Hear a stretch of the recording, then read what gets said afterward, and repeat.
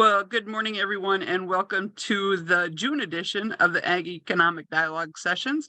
We've got a great lineup of presenters and presentations today, so I'm not going to take a lot of time in that manner to do any extra introductions, other than to say, hey, the new land value and leasing guide is now available and up on the SDSU extension webpage. So I'll try to put a link to that into the chat box here a little bit later if you're interested in what that new publication has to say about land values and leases. So with that, Dr. Santos and Dr. Wang are with us, and I think Joe is going to kick things off today. So I will turn it over to him and we will go from there. All right. All the tech working okay? Fingers crossed. If you're sharing a screen, though, I can't see it just yet. Okay. How's that? Perfect. Perfect. All right. Well, thanks, everybody. I'm going to dive right in. And I just, in terms of ground rules, let's say there are none. So if folks have questions, I know it's a little clunky when we're in this medium, but just go ahead and raise hands or whatever. And Heather, if I don't notice it, you just start making sounds and interrupt me, and then I'll take the question. So please keep it as informal as we possibly can. And with that, I'll dive right in. My task this morning, as I understand it, is going to be to give us some context for the path for interest rates. And I'm thinking in particular of the effects of monetary policy on interest rates.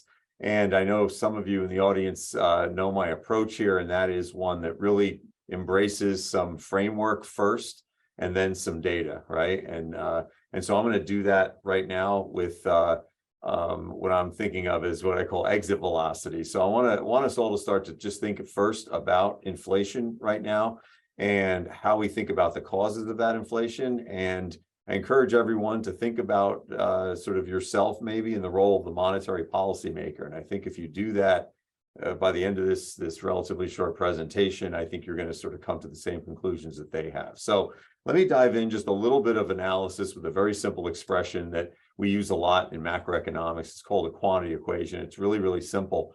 On the left side, you've got the amount of money in the economy. That's M. So everybody think $10 of money in the economy. And then that money actually doesn't do anything if it just sort of sits there in a pile of $10. But the way it actually works through the economy is you and I exchange it. And so that's this idea of velocity, the average number of times money changes hands. So think of a number like 2. So far we've got $10 in the economy, and it changes hands on average in the course of a year 2 times. So $20 flowing through the economy. And so that's the left-hand side. And the $20 flowing through the economy is buying stuff. And so it's buying goods and services, maybe think pencils. That's Y, that's the stuff. So maybe we're up to, I don't know, 5 pencils. And then those pencils all have a price. Each one is $4. And so that means $20 on the left equals $20 on the right. So it's a very simple relationship. If any of you remember the game Monopoly, you probably recall having money in that game. You had M. You also recall buying properties, Boardwalk and Park Place. That's like Y. And all that stuff came with a price, and that was P. And if you were a really odd kid like me, you also noticed that money was changing hands. And so that's velocity, right? So it's a really simple relationship between those 4. And I want to show you this actually works in the data, that if you take the amount of money in the economy and the average number of times it changes hands, you get the other side, the amount of nominal income or production in the economy. Let me show you this with some data. So what I did here was I just took the US economy and I took a whole bunch of quarters. So let me just get everybody focused on a particular row. All right, so everybody look at the red, and you got from 1980 to 1999. So all of those quarters, all those 3-month periods, I took the growth in the money supply, and that averaged 1.4%. So every quarter on average, 1.4%. And then velocity, the average number of times money changed hands. That doesn't change very much. So on average, that grew by 0.2%. But that's the left side. And then the right side, prices grew on average 0.8. Remember, that's quarterly. So if you're thinking inflation, that may look low, but remember, multiply that times 4 roughly, right? So that's like 3.2% inflation. And then output grew at 0.8. Again, multiply that times 4 to get a reasonable annual number. The point is, the relationship works. The left side adds up to 1.6. The right side adds up to 1.6, right? 1.4 plus 0.2 is 0.6. 0.8 plus 0.8 is 0.6. So money growth, velocity, inflation, output. Very close relationship between those four variables. All right, so we go back to this thing. So what do most folks do when they look at this expression? They think to themselves, well, if velocity doesn't change very much, the average number of times money changes hands sort of is this boring number like 2 or 3 a year. And output is driven by like the labor force and education and innovation and all that sort of secret recipe stuff that really doesn't have anything directly to do with the money supply. Then really what this is telling us is the growth in the money supply is related to inflation. And that's what most folks take from this expression. And that's what we're going to take from the expression until about 3 minutes from now. And then we're going to evaluate it a little bit differently. So let me show you this again in the data, the exact same table. And this time, focus on the row, on the columns.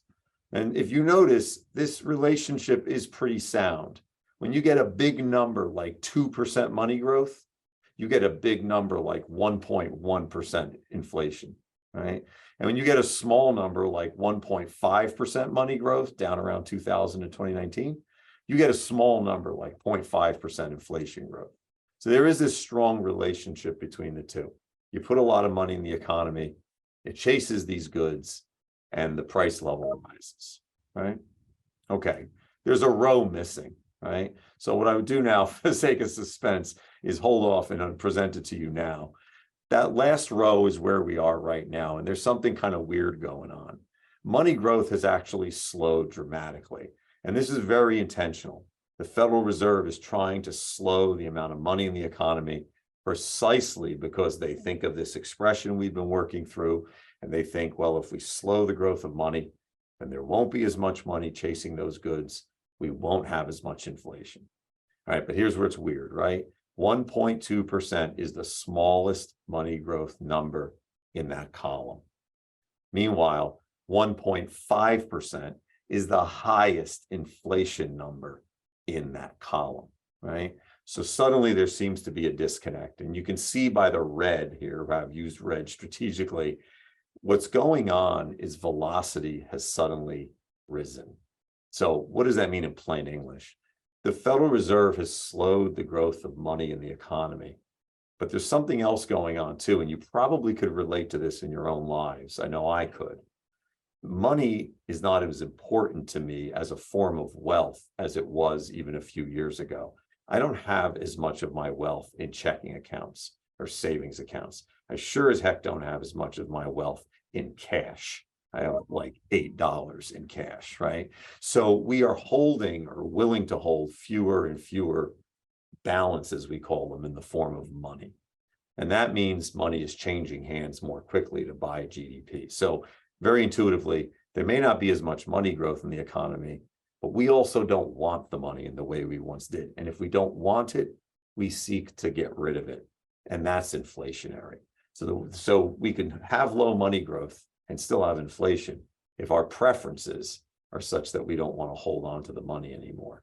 And I'll show you this with some data now. We can actually see this happening. So here's the money growth. So that sort of devil's tower looking thing, that's the increase in the money growth during the pandemic, right? So the Fed knows they did it. Their fingerprints are all over it. There's no mystery about this. That was the central bank increasing the growth of money in the economy. And then what happens? Well, in textbook fashion, what they tell us is that when you have growth in the money supply like that, what happens about a year later is all that money with velocity chases those goods and the price level starts to go up. And sure enough, here it goes, same blue, and there's the red. So you had money growth, and then you get inflation. And they lag each other by about a year and a half to 2 years, one from the other. So you get this perfect picture. Except there's one thing that's a little weird now toward the end, is we continue to deal with this persistent inflation.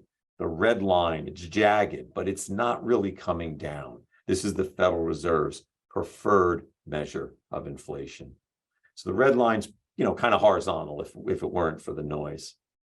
Meanwhile, the money growth, just continues to fall. And if you look at the very last data point, that's actually negative. So we're looking at this on the left-hand scale. That's actually contracting the money supply, but it doesn't seem to matter, right? The red line is still elevated in a way that we're really uncomfortable with.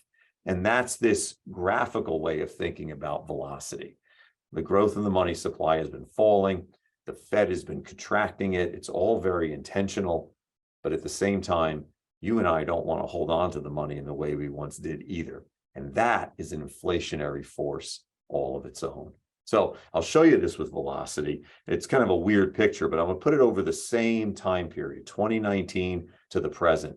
And over the same time period, the average number of times money changes hands has been doing some really weird stuff. So during the pandemic, it collapsed. So how do you read this in a sentence, right? The number's really intuitive. 1.1. It means money is changing hands on average 1.1 times a year to buy GDP, essentially.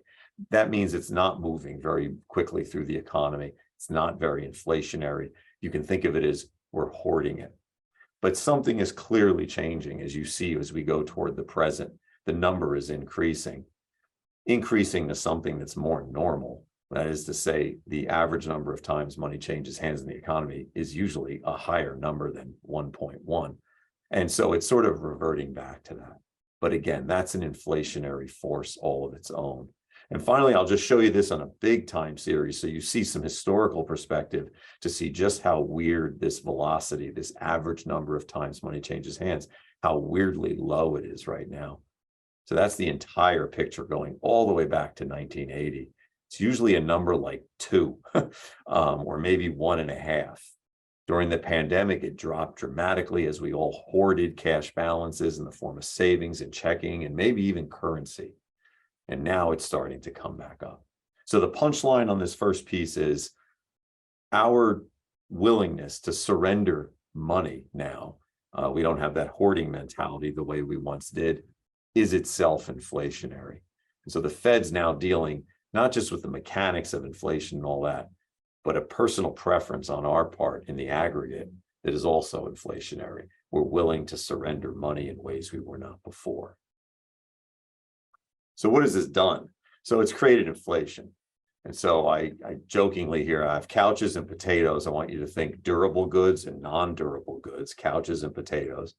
And then in honor of the pandemic and all of our tendencies to buy exercise equipment, but probably not use it, personal trainers, that is services. So we've got durable goods, non-durable goods, and services. And we can see the inflation working through the economy in these 3 types of goods and services in sort of textbook fashion. So I'll show you this real quickly. Some of you probably have seen this, so I'll be brief. But this is just the consumer price index. There's the blue line that's behaved rather well this last month. The number gets right up until yesterday or the day before's number. So CPI inflation has been coming down. But if you look at its composition, if you break it up into pieces, you'll notice, let's say couches had enormous price pressure. And then that's come down dramatically. So that red line is very, very sort of volatile. And then non-durable goods, groceries also had their day where we were all paying enormous amounts for groceries. And then that's now come down rather dramatically. It's services that are sort of stuck a bit high. But nevertheless, you see this breakdown. The supply chain crisis and so on did have its effect. So you had a lot of money chasing too few goods and services, but really too few goods more than too few services. And so you had this real great price pressure on goods, a little bit less on non-durable goods, and a lot less on services. So where are we now with inflation? Again, this is important if you're the policymaker, you're thinking about all this. Well, where we are now with inflation is kind of interesting. So if we just look at the core CPI, I won't highlight all of these. These are just different measures of consumer inflation. And in my view, the core CPI is still being rather annoyingly, persistently high. That is, if we go back, you look at all of them, take a look at the blue line. That's what got a lot of press this week. The consumer price index is falling dramatically, and that's great. That is inflation measured by the CPI is falling dramatically. But again, if you look at the red line, it's actually still hovering above the overall CPI. So goods and services, absent the volatile food and energy, is still showing this sort of persistent inflation. And that's something I know the central bank has on its mind. To my mind, if what you're thinking of is a 2% inflation target, that's still way too high, what you're seeing there. And that would, of course, indicate continuing to raise interest rates. So I'll get into more of that now in just a second. Okay, so I thought maybe, given the interest that some folks have with real estate and so on, we would just take a look at, what this has been doing to house prices and real estate prices in general. I'm going to look at just house prices because I've got a lot of data on that, and what real estate prices are likely to experience, and I mean land and everything when I say real estate, if monetary policy continues to tighten. So first off, in terms of house price index, and here I have South Dakota and North Dakota. I was looking at both pieces of data, and I thought it'd be kind of interesting to include both here because it's not the case that everybody looks the same. And so two neighboring states like South and North Dakota are experiencing something different as well. But the punchline here is that we see this enormous elevation in home prices, and then some relaxation of that recently. And if we look at this for the state of South Dakota, we notice these sorts of pressures on real estate more generally are pretty pronounced. So here's a sort of a heat map. And so what we're looking at here is house prices, and these are averages. And so just take a look at South Dakota. If we go to the legend, that legend says that South Dakota got that color because we see price pressure somewhere on the order over the last year from April of about 8 to 13%. So that's really strong price pressure. And that's true if you look at the average price, which is what you're looking at now. And then I'll click the advance here on the slide. And we're just going to go to a slide where we look at the exact same picture, except it's for the median price. So it's not susceptible to outliers like really expensive homes in the Black Hills or something, right? And you'll notice South Dakota is still in a sort of high intensity range, right? So I thought I just put this up here to sort of provoke some thinking about why this may not prevail going forward, right? And the reason it may not prevail, and again, here I use house prices, but we could think about land values more generally, is again, because the information that we have on inflation suggests that the central bank, I should say, should not be done. Whether they think they're done or not, I'll leave to them, but I would argue should not be done with increasing interest rates. Why? Well, again, just a little bit of a framework like I did before, just to structure our thinking about this. This really has to do with what I sort of tongue-in-cheek call some inconvenient arithmetic. And that is when we look at land values, what we're really looking at is the present discounted value of the income that land will generate. And so you can think of this as like a present value equation. And so the land value is P on the left there. That's the price of the land or the price of the house, the price of the commercial land or the industrial facility or whatever it may be. But that's the price of the asset. And then you can think about the way we price that is we say, well, what is the income stream that this asset is going to produce? And that's like the numerators and everything that we have on the right-hand side. We don't have to focus much on that, but that's the numerator, the R, think rental rate.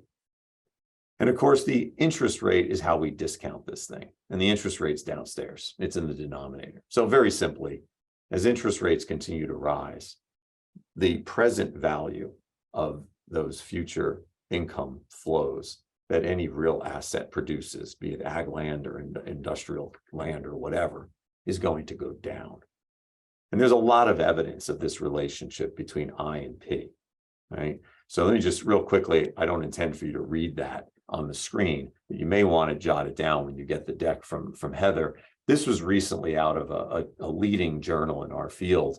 And there's a bunch of folks who did some really interesting work to say, okay, could we go through metropolitan statistical areas in the United States, get as much data as we can, and identify how real estate prices respond in those areas to changes, not just in interest rates in general, to Federal Reserve increases or decreases in their federal funds rate target, specific to monetary policy. And so here's what they find. This is from the article. That's a heat map where we're looking at what happens. This is a little less interesting right now, but just for completeness, they do both. This is if the central bank expands. So this is if the central bank lowers interest rates. And the way to read the heat map is really straightforward. For every 1 percentage point decline in the central bank's target Fed funds rate, you get the increases in real estate prices according to the color scheme. And where you don't see color is just where the authors didn't have MSA data, but presumably it would work in those regions too. So, a really dark color, according to this, means that house prices, say in Southern California, tend to go up by 5.5% for every 1% decline in the Fed funds rate. Right? That's how you read that map. So that's for expansion. That's not what we're dealing with right now. So I'll quickly advance the slide. What if it's contractionary? And so again, here you don't have much color variation. The intuition there is that all the regions respond essentially the same way, that for every 1% increase in the federal funds rate, these authors determine, based on a historical study of interest rates and real estate prices, that in most areas, a 1% increase in the Fed funds rate brings home or real estate prices down somewhere between 2 and 3.5%. I'm looking at the legend down there, just approximating. So the Fed's increased interest rates by 5 percentage points. So if this process is linear, you can imagine for every 1, it's about 3%. Well, for 5, it's 15%, right? So you would expect a fairly significant decline in real asset values as a result of this continued increasing in interest rates. All right, so now what do we think the central bank is going to do going forward? So will they continue to increase interest rates? I think there's a lot of evidence that the answer is yes. And again, maybe the normative should. I don't know if they will, but I think there's a lot of evidence for they should. And this is just a play on words here. Taylor is John Taylor. Some of you have probably seen this Taylor rule, or maybe John Taylor on CNBC. He'll make cameos from time to time. But John Taylor popularized the idea that you could basically write down a very simple arithmetic expression and get pretty close to where the central bank should be with respect to its Fed funds rate. And so folks have often used this so-called Taylor rule to compare where the Fed funds rate is to where this rule of thumb says it should be. So I'm going to do the same thing for you, and we'll take a look at this, and I think you'll find the result very interesting. So first off, what is the rule? This has appeared even on CNBC from time to time. It's a really simple relationship. It says, look, the Fed funds rate, so right now, think 5.25. It's a range, but let's call it 5.25. So, where does 5.25 come from, according to this rule? And it comes from a bunch of inputs, and they're really straightforward. The current inflation rate, that's pi, right? So whatever the current inflation rate, think like you're in an Excel spreadsheet, you plug that number in. And then you plug in a number, and I'll get back to this one, but what we affectionately call R star. This is the interest rate that would prevail in the economy if the economy were at full employment, at the inflation target, all is right with the world. It's a counterfactual. I don't know what the number is, but there are estimates. I'll go back to that in just a moment. And then raise the target if the inflation gap's positive. So for example, right now, maybe you'd throw in a number like 3% there because the inflation rate's about 5, and the one you want it to be is 2. So 5 minus 2 is 3. So you plug that in, and then the output gap. And there's not much of a gap right now, but that would be, where is GDP relative to where you want GDP to be? And you plug that number in. And that's the idea. You just plug these in, and whatever spits out the left side, that's the sort of Taylor rule rate. And so the exercise most of us engage in is we say, all right, what is that rate? And then what is the actual Fed funds rate? What's the difference, right? So before I do that, though, let me just go back to R star, because that's weird, right? That's the one that sort of didn't make much sense. It's a counterfactual, and the New York Fed estimates this. I'll show it to you. So this is the New York Fed's estimate of R star. So what are we looking at? Well, take the last data point. So everyone's looking at the same thing. Go up, turn left. It's like 1.1%. All right. So how do you use 1.1% in a sentence? According to the theory behind this, that's what the New York Fed estimates the inflation adjusted risk-free interest rate would be right? So like an inflation adjusted Fed funds rate or something, or 3-month treasury bill rate, something with no risk premium on it.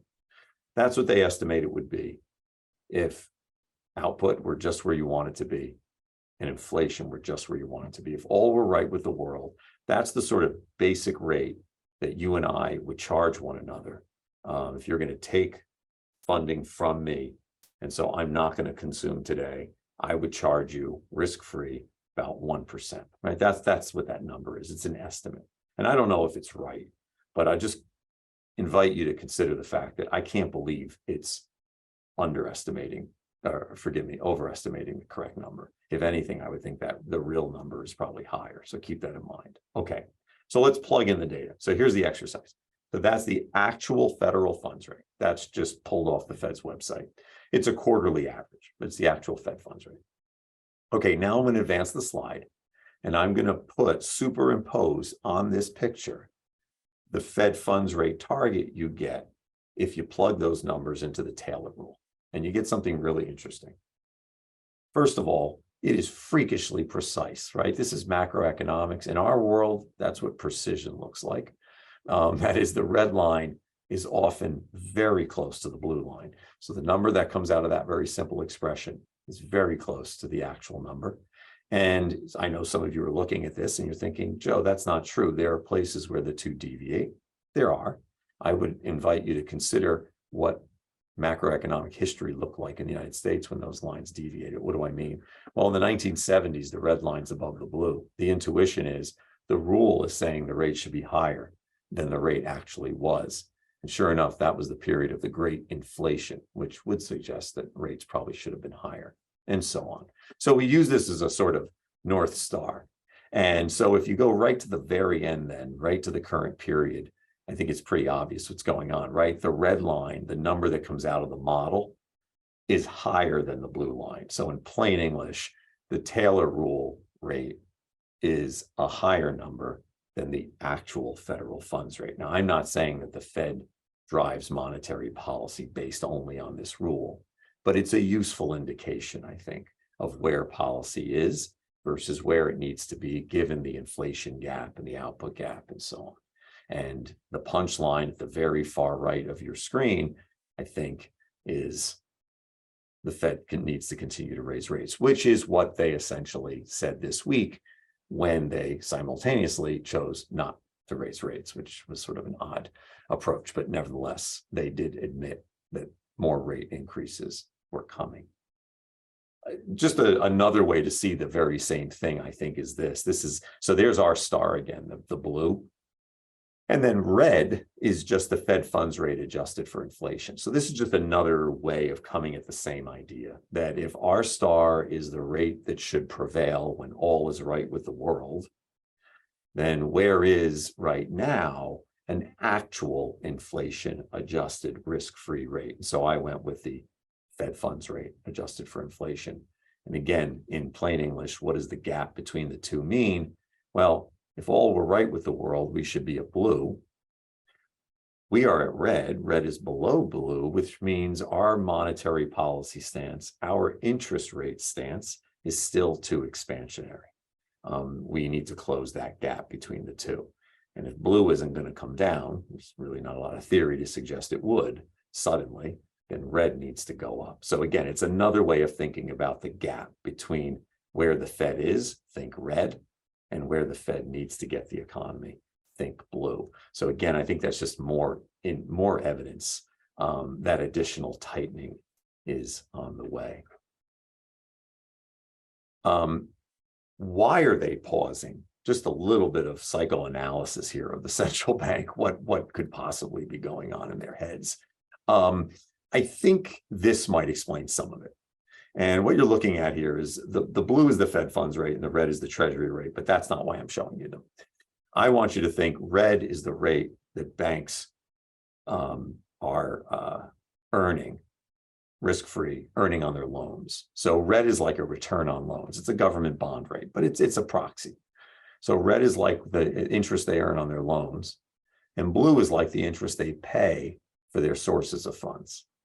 So if you think of it that way, you realize the banking system is operating in an upside down environment right now. They They borrow short and they're paying more to borrow short than they earn when they lend long, right? And so that's a very precarious position to be in. And I see some folks, Mike is on the call from our banking regulator. And, I'm sure he's familiar with this inversion and the grief that it causes banks in terms of their liquidity and ultimately possibly their capital position. So I think this explains why the central bank is in part reluctant to think about it as raise blue much more aggressively too quickly, for fear that sort of upside down environment for bank funding could intensify and make matters worse for banks. All right, so finally, in a slide or two maybe, what is all this doing to the economy? And here I think this is really interesting for us, for South Dakota. So these are just bars. I got like one slide to go. These are just bars showing the quarterly change in real GDP, right? Because all this talk of higher interest rates invites talk of recessions and, economic contractions and so on. So is it happening? Well, at the national level, not so much. There was some sluggishness there in the first and second quarter of 2022. But then we had positive growth in GDP, and we could argue about whether the blue bars are high enough, to our liking. But the blue bars are at least in the positive range in the last 3 quarters for the U.S. economy. This is not true for the South Dakota economy, and this is probably something we're thinking a little bit about beyond this talk today. But here we go. I'm going to advance one more slide to go. I'm just going to put South Dakota's bars on here, and we don't have as much data to the present, so there isn't the bar on the far end. But you'll notice quarter 2, quarter 3, and quarter 4, and estimates that first quarter 2023 will be the same are negative. So whether these are headwinds due to monetary policy or just really a harsh winter and other sort of extraneous factors, that's a tough situation to identify. But nevertheless, we are facing headwinds in the state in the form of a contraction in economic activity, 3 quarters in a row as we closed out 2022. So the point is not so much to forecast where this is going. I don't have that capacity, but just that all of the evidence in this short discussion today was about how the central bank really is in a position where they can't afford to keep rates the same or lower them. They've probably got to continue tightening, and tightening only makes the red bars in negative territory more likely. So that's why I end on what I fear is not the most positive note, but nevertheless, that's where we are right now. So I'll stop there, Heather. I'll stop sharing my screen. If anyone wants the Q&A or what have you, go for it. Okay, thanks, Joe. Does anyone have a question that they want to throw out now? Or we will turn off the recording at the end and take questions then as well. There is one in the chat, Joe. Does the ongoing QT do anything to mitigate the need to raise rates? Yeah, Eric, good to hear from you. That's a really good question. In principle, yes. So it does, because the quantitative tightening, which is the reducing the size of the central bank's balance sheet, which is the base for that money supply growth. That quantitative tightening is sort of the reason why we see the reduction in part in money supply growth. And so, yes, that also is a form, as the T was suggesting, QT, of tightening. And in principle, that could do the job, if you will, but the signal, the way we'll know that it's doing the job is, of course, to cause upward pressure on interest rates. So it's a little bit like saying maybe the central bank doesn't have to mechanically administer an increase in interest rates, but they are mechanically administering a reduction in money supply growth through quantitative tightening. And the way the market would signal that tightening is higher interest rates. So it may not be the Fed funds target that changes, but QT would bring about additional tightening in terms of higher interest rates in any case. But it may, on a sort of a superficial level, eliminate the central bank's need to literally raise their Fed funds target. Yes, but QT is creating a tighter monetary environment indirectly.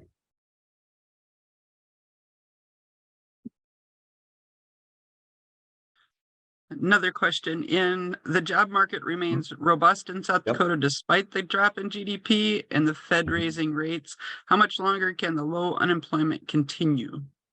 Yeah, Mike, good to hear from you too.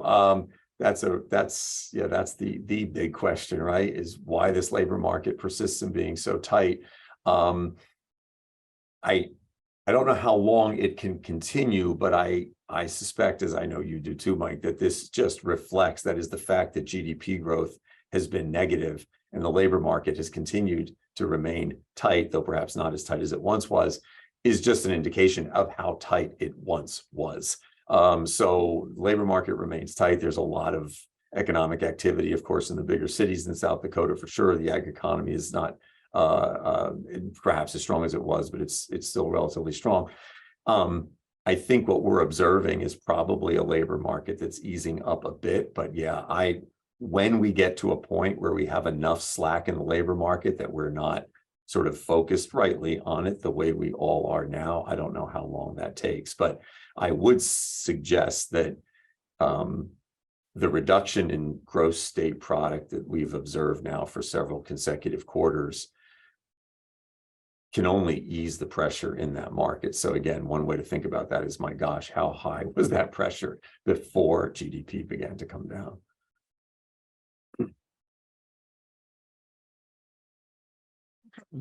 I think in the essence of time, I'm going to pause questions and let Tong go so that she can cover her presentation. We're going to switch gears just a smidgen into that adaption of production technologies that everybody hears about. And Tong's been doing some research on that. So save your questions, type them in if you don't want to forget them into the meeting chat, and we will get any more questions for Joe answered at the end of the session. Otherwise, Tong, the floor is yours. Okay, let me try to share my screen first.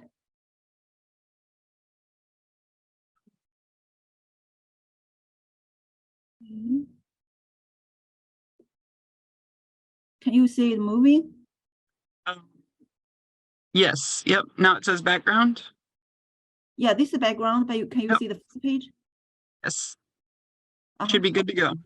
Okay, good. Yeah, so my topic today will be the carbon market opportunities and farmer participation decisions. So if you have any questions, feel free to stop me. And so I will first introduce something about carbon market, and then I will introduce my findings about the farmers survey. So some background information here is, we know there are some challenges caused by the high greenhouse gas emissions in the atmosphere. And there are some concerns about this, and there are some pledges being made and by many countries. And so the goal is to achieve the net zero carbon emissions by 2050 or by 2060. To help achieve some such goals, and we see increasing number of companies, they are pledging to reduce their greenhouse gas emissions, but they cannot cut down their emissions at the preferable rate, so they can only to cut their emissions by purchasing some credit, the carbon credit. So that actually provides farmers opportunities to receive the carbon payments from sequestering carbon in the soils. So here I list some potentials of carbon sequestration in the soil of different practices. So there is a different different practices, and each practice might be associated with different sequestration rates because of the soil and temperature differences. The sequestration rates might be different as well. So here is just the sequestration rates, and after that, I will convert those to dollars so that we can get some more concrete idea what this means. So before we can convert those dollars, we just want to look at what's the prices offered by the current carbon programs. So here I found there are two type of prices. One is offered by the dollar per ton, and then the dollar per acre. So most of them are offered by the dollar per ton basis. So we can see that, like of the companies who offer by dollar per ton here is the highest value I found is $30 and the lowest about $15. So it's a range of $15 to $30. And the per acre basis is from 10 to 31. So here I just choose a relatively high value of the current offered price, $25 per metric ton, and then I double it to $50 to say what's the potential the farmers can get from those offerings if you use those practices. So we can see that for cover crops, the maximum you can get is $12. So those units I have converted to $1 per acre per year. So that means if you haven't used those practices before and you switch to those practices, that's the dollar values you can get on a per acre basis based on the current price. And this is $50 is kind of what if the current price double. So we can see in total, if a farmer actually use cover crop, diversified crop rotation, and no-till all together based on the current price, the values you can get per acre per year is about, slightly over $40. And there are some rules about those common programs. For example, they actually have restrictions on the historical implemented practices. So some programs, actually most of them actually require only new, and either you use a new practice or you actually expand the practice on the other acres. So those are eligible. But we can see that some programs does allow for the previously adopted practices, but the previous adopted practices, there is a year limit. For example, this gradable, you have to use the practice for 2 years or less.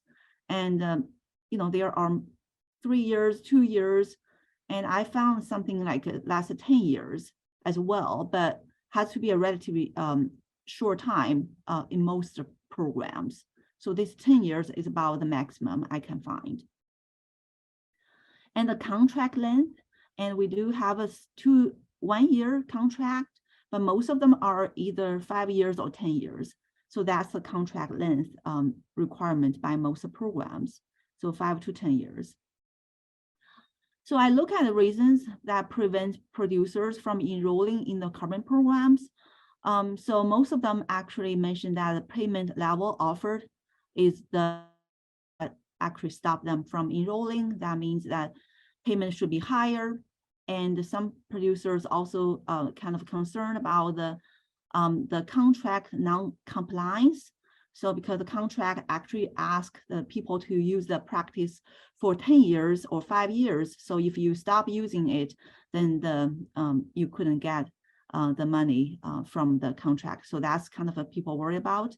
And some people actually, they are not trusting this carbon sequestration possibilities there. So, and there are also farmers already use the practices before, so they are not qualified for those payments. So those are possible reasons. So what we did is we did 2 surveys in 2021, one in South Dakota, the other is in the Midwest 2 states. And so for the Midwest states, we got more than 1,100 responses, and for South Dakota, we got 350 responses. So the South Dakota survey is done in the spring of 2021, and this Midwest is done in the summertime. So it's pretty close. So here the question we ask the farmers about their intention to use the the carbon programs. So we give them different carbon credit values, and each value we ask them either you're don't want to use it, don't want to switch to a conservation practice, you're not sure, or you will definitely switch to a conservation practice. So those are the values we give in the Midwest Farmer Survey from 10 to 70.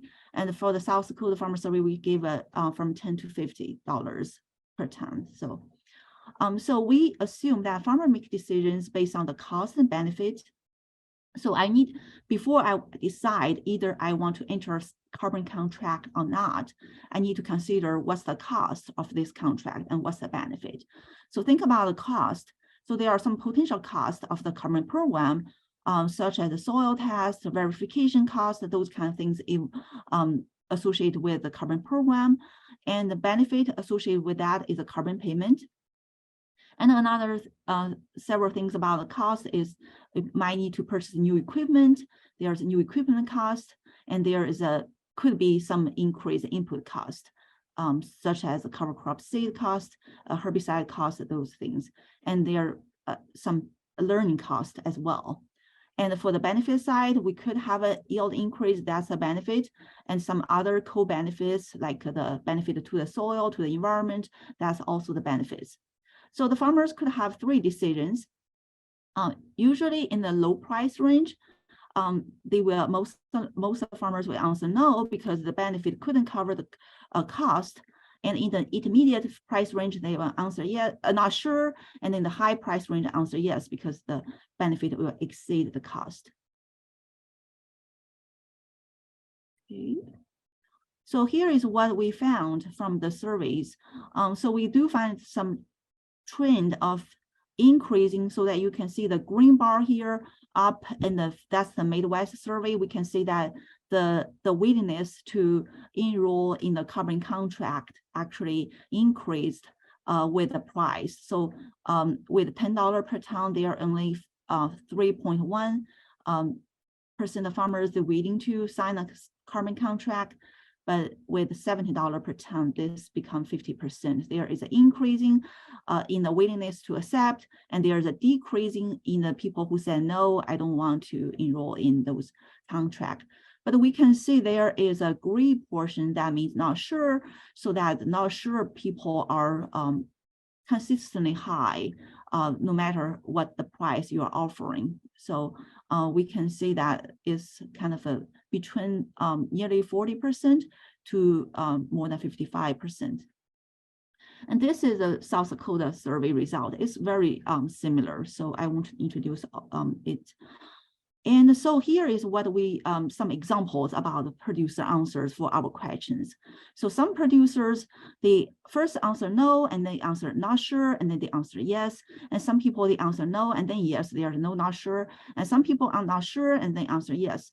So if they ever answer yes for our questions from $10 to $7, we count them as they are willing to participate at a price that is less than $70. So we can see that between the people who are willing to participate in the carbon market and those people are not willing to, it's about half-half. So we can see that 528 people, they are willing to participate. 504, they are not willing to participate no matter what price you are giving them, even at $70.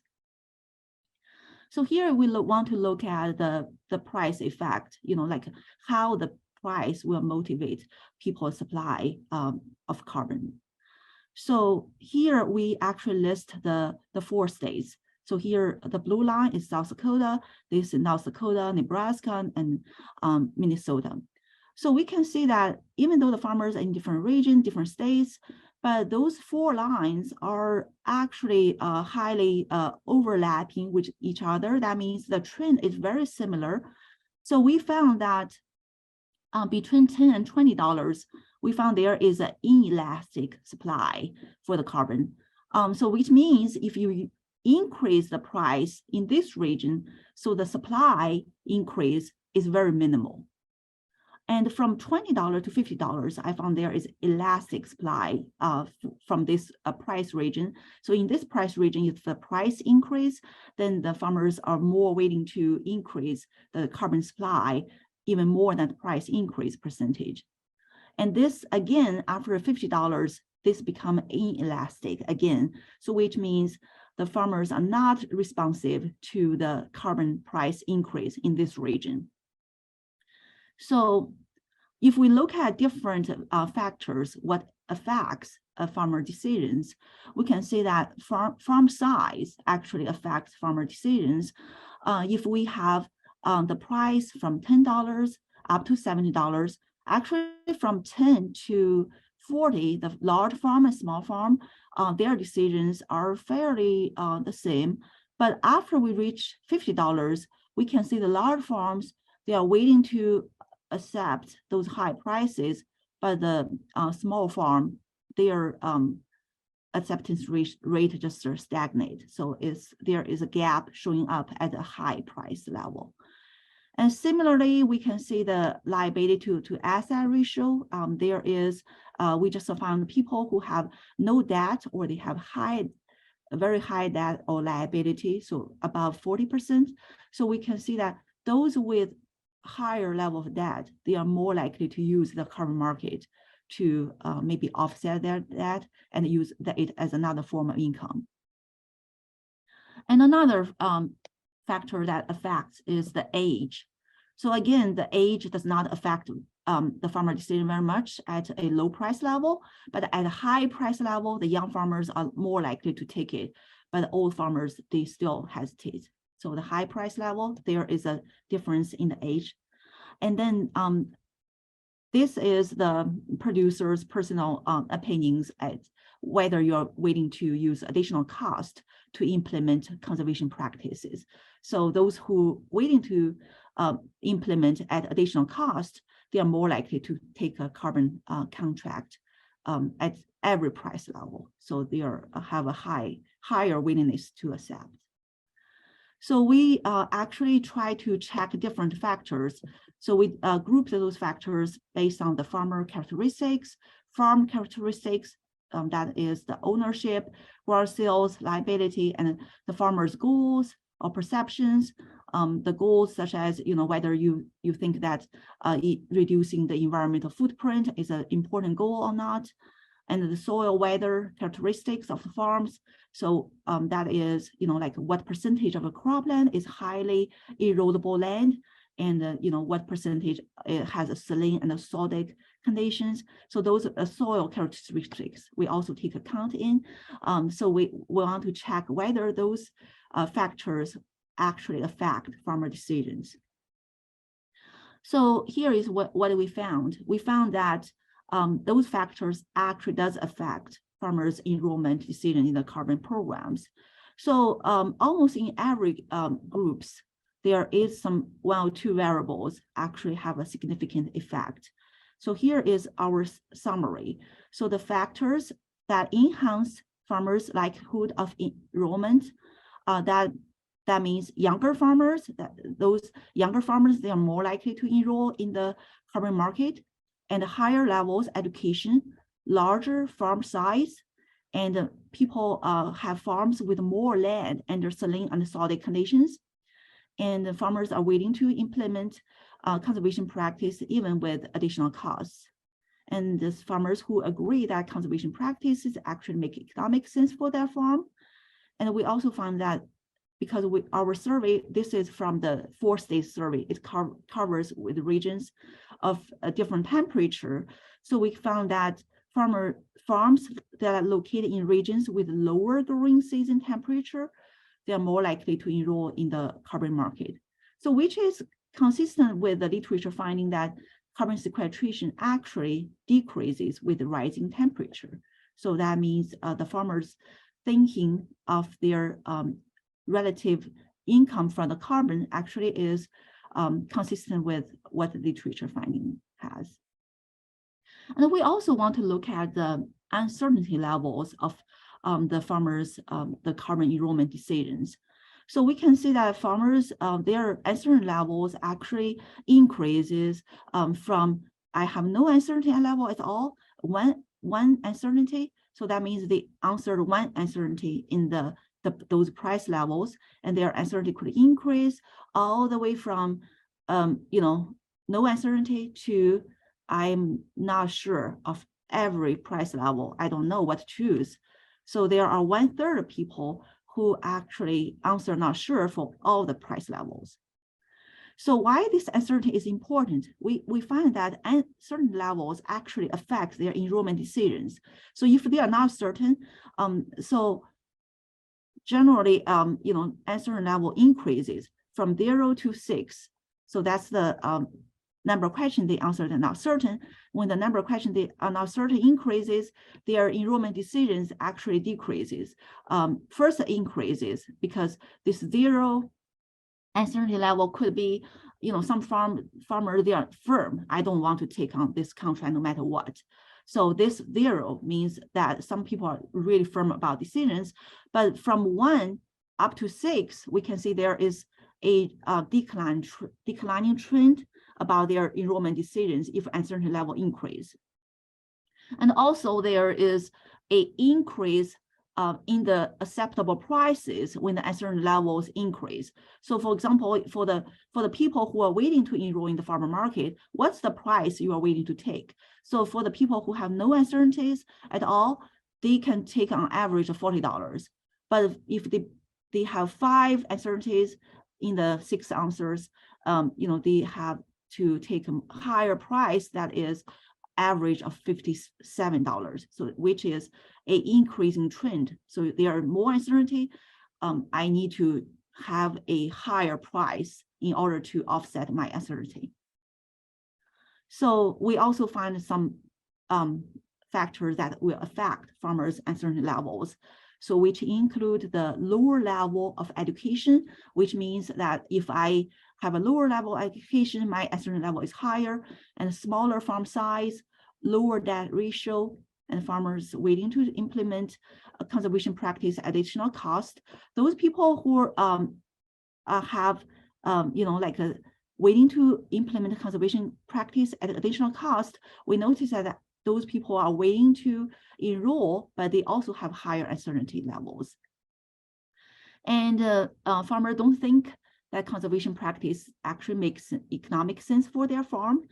And farmers who view reducing environmental footprint as a more important goal for their farm. So they think that this is a more important goal, but at the same time, they might have some doubts about how sufficient these practices can reduce the carbon footprint. That might be a reason that they have more uncertainty levels. So that's in the end, I have some suggested actions in order to improve farmers' trust and support for the carbon markets. So the first recommendation is the farmers, they have to gain more benefits from the carbon programs. So that either through the increase the price of the carbon credits, or the farmers need to have a better understanding what's the co-benefits with those conservation practices other than the carbon credits. So the co-benefits could be from the soil side, from yield side, from the profit side. So those profits need to be better demonstrated. And also the costs. So the cost associated with the carbon market, so those costs need to be reduced. So those could be reduced either from the monetary subsidies or could be through the extension support that could help producers lower the cost and make the carbon programs more affordable. And the third is to reduce uncertainty. So reduce uncertainty to make the farmers increase their trust in the carbon markets. So that could be done in the 2 methods. One is to establish consistent and transparent protocols for the carbon measurement and verification. And the other is to increase the availability and accessibility of education material to farmers, especially to the groups that express a higher level of uncertainty. So those people are more likely to have uncertainties. Okay, so that's the end of the presentation. If you have any questions, feel free to ask. Thank you.